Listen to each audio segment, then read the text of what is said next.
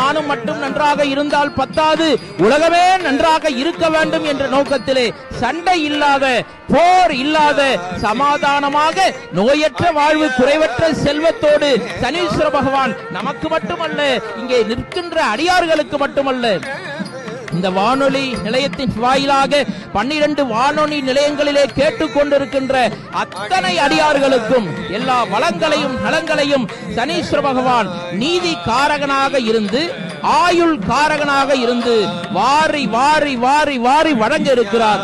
ஆம், என்ன நீதி காரகன்? சனீஸ்வர பகவான் ஒரு ஜட்ஜை போல.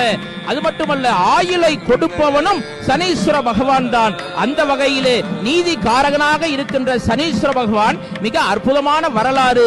அப்படிப்பட்ட வரலாறு புகழ்பெற்ற திருநள்ளாறு தர்பாரணேஸ்வர சுவாமியினுடைய தேவஸ்தானம்.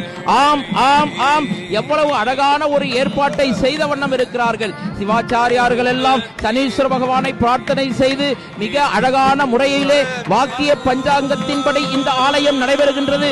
வாக்கிய பஞ்சாங்கத்தின்படி 8:24 சுவாமி கும்பராசியிலிருந்து மீனராசிக்கு பெயர்ச்சி ஆகிறார். சனீஸ்வர பகவான் தான் நாட்டை காப்பவர். ஆஹா, சனீஸ்வர பகவானே, பகவானே, சனீஸ்வர பகவானே, என்ன கண்கொள்ளா காட்சியை பார்த்து கொண்டிருக்கிறோம்.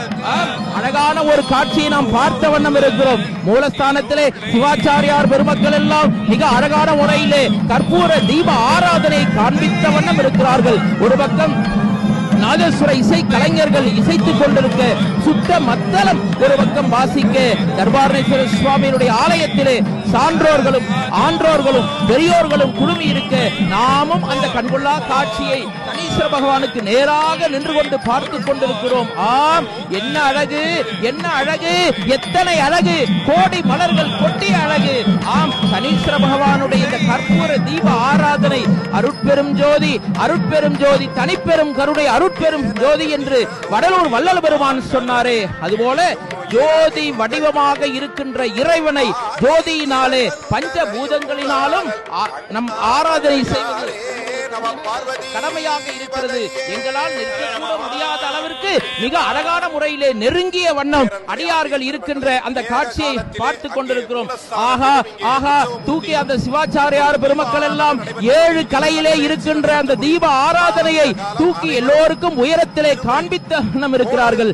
ராஜா சுவாமிநாதன் சிவாச்சாரியார் பெருந்தகைவர்கள் அழகான முறையிலே அந்த தீப ஆராதனையை எல்லோரும் எடுத்துக்கொள்ள வேண்டும் என்ற நோக்கத்திலே அவர்கள் காட்டிய வண்ணம் இருக்கிறார்கள். மண்ணில் நல்ல வண்ணம் வாழலாம் வைகளும், எண்ணில் நல்ல கதிக்கு யாதுமோர் குறைவில்லை, கண்ணில் நல்லதரும் கழுமலர் வளநகர் பெண்ணின் நல்லாளோடும் பெருந்தகை இருந்ததே.